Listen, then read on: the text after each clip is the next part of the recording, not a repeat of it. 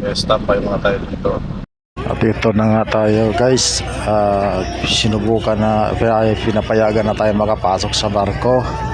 At nagdahan-dahan na nga tayo kasi medyo madulas yung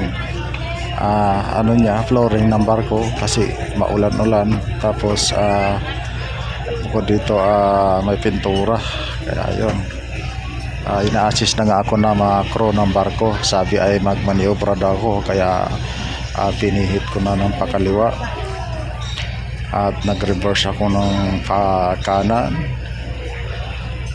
Ayan, tapos umabante ako, atras na naman. Ayan, mayroon pang tumawid, kaya medyo napa-stop ako ng konti.